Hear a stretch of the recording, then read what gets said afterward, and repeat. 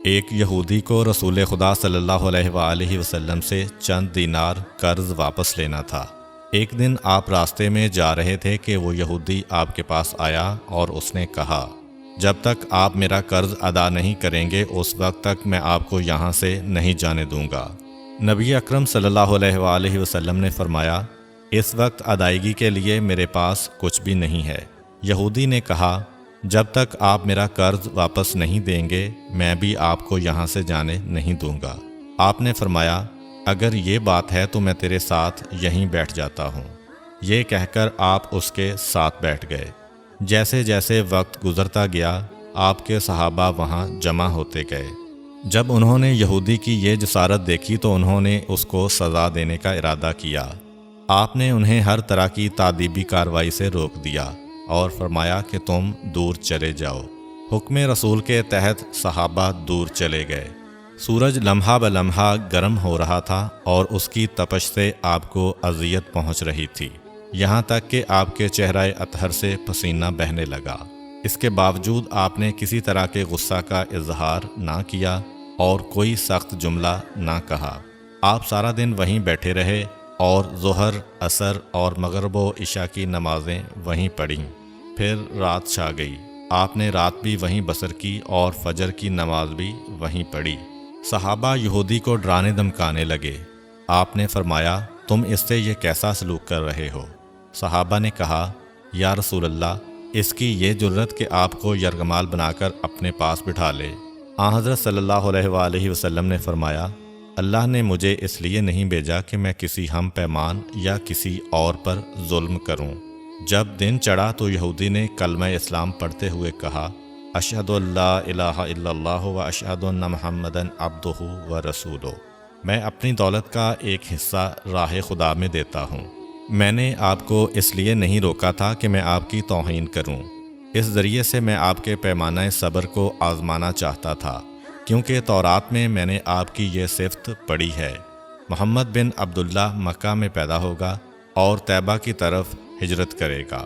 وہ تندخو اور سخت مزاج اور بیہودہ گوئی کرنے والا نہ ہوگا اور کوئی جھوٹی بات زبان سے نہیں کہے گا۔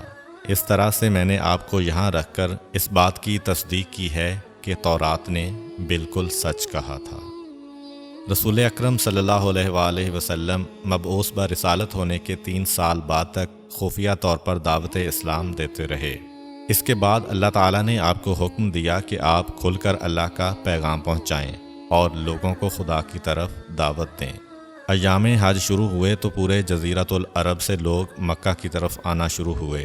نبی اکرم صلی اللہ علیہ وآلہ وسلم کوہ صفا پر چڑھے اور آپ نے بلند آواز سے فرمایا، لوگو، میں اللہ کا رسول ہوں، تم اللہ رب العالمین پر ایمان لے آؤ۔ لوگ آپ کی طرف متوجہ ہوئے اور انہوں نے تعجب سے یہ اعلان سنا اور سب کی خواہش ہوئی کہ وہ اعلان کرنے والے کو دیکھیں۔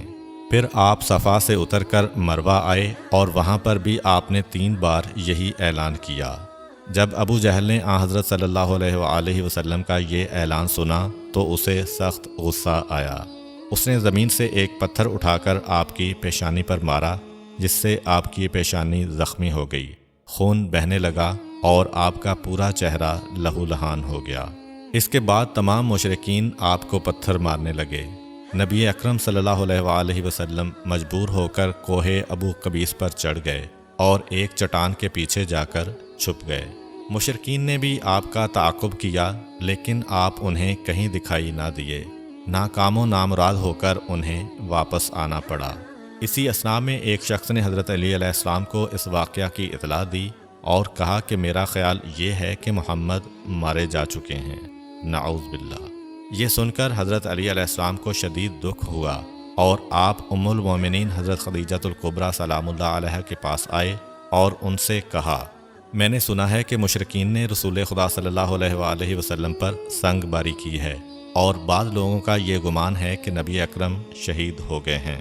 آپ روٹی پانی اٹھائیں اور میرے ساتھ انہیں تلاش کرنے کے لیے چلیں، ممکن ہے ہمیں ان کا کہیں نشان مل جائے۔ آپ وادی پر نظر رکھیں اور میں پہاڑ کے دامن میں آپ صلی اللہ علیہ وآلہ وسلم کو تلاش کرتا ہوں۔ آپ روتے ہوئے آگے بڑھے اور آپ کہہ رہے تھے، یا رسول اللہ، ہمیں جواب دیں آپ کہاں ہیں؟ میری روح آپ پر قربان، آپ کس وادی میں بھوکے پیاسے ہیں؟ آپ نے مجھے اپنے ساتھ کیوں نہ لیا تھا؟ حضرت خدیجہ رو رو کر فریاد کر رہی تھیں، کوئی ہے جو نبی مصطفیٰ کی مجھے خبر دے؟ کیا کسی نے انہیں دیکھا ہے جو مجھے ان کے متعلق بتلائے؟ اس وقت جبریل امین علیہ السلام رسول خدا صلی اللہ علیہ وآلہ وسلم پر نازل ہوئے۔ ان کے پیچھے ملائکہ کی بہت سی صفیں تھیں۔ انہوں نے حضرت صلی اللہ علیہ وآلہ وسلم سے کہا، خداوند جبار نے ہمیں آپ کے فرمان کی تعمیل کے لیے بھیجا ہے۔ اگر آپ چاہیں تو ہم اس قوم کو تباہ کر دیں گے اور ان کا دنیا میں کہیں نام و نشان تک دکھائی نہ دے گا۔ رحمت للعالمین نے فرمایا، میں نبی رحمت بنا کر بھیجا گیا ہوں، میں عذاب و انتقام کا حامی نہیں ہوں۔ پروردگار میری قوم کو معاف کر دے، وہ مجھے جانتے نہیں ہیں۔ جبریل امین علیہ السلام نے حضرت صلی اللہ علیہ وآلہ وسلم سے کہا، خدیجہ سلام اللہ علیہا آپ کو تلاش کر رہی ہیں۔ خدیجہ کے رونے نے آسمان کے فرشتوں کو رلا دیا ہے۔ آپ انہیں جواب دیں، خدا کی طرف سے اور ہماری طرف سے انہیں سلام پہنچائیں اور انہیں جنت کی بشارت دیں۔ نبی اکرم صلی اللہ علیہ وآلہ وسلم نے خدیجہ و علی کو صدا دی اور انہیں اپنے پاس بلایا۔ دونوں شخصیات آپ کی خدمت میں حاضر ہوئیں۔ انہوں نے آپ کی پیشانی پر پٹی باندھی اور گھر لے آئے۔ جب مشرکین کو معلوم ہوا کہ نبی اکرم صلی اللہ علیہ وآلہ وسلم اپنے گھر آ چکے ہیں تو انہوں نے گھر کا محاصرہ کر لیا اور سنگ باری شروع کر دی۔ حضرت علی علیہ السلام اور حضرت خدیجہ سلام اللہ علیہا آپ کا دفاع کرنے لگے۔ جب سنگ باری میں معمولی سا وقفہ ہوا تو حضرت خدیجہ گھر سے نکلیں اور انہوں نے چیخ کر کہا، فرزندان قریش، کیا تم سے حیا رخصت ہو گئی ہے؟ تم اپنے قبیلہ کی معزز اور محترم خاتون کے گھر پر سنگ باری کرنے لگے ہو۔ اگر تمہیں خدا کا خوف نہیں ہے تو دوسرے لوگوں کو اپنے اوپر ہنسنے کا موقع نہ دو اور اپنے لیے ہمیشہ کی ذلت و بدنامی تو نہ خریدو۔ جب مشرکین نے حضرت خدیجہ سلام اللہ علیہا کی گفتگو سنی تو ندامت کے مارے ان کے سر جھک گئے اور وہ شرمندہ ہو کر اپنے گھروں کو چلے گئے۔ نبی اکرم صلی اللہ علیہ وآلہ وسلم نے دعوت اسلام کا آغاز ان روح فرسا واقعات کے ساتھ کیا تھا۔ آپ پر کروڑوں سلام ہوں۔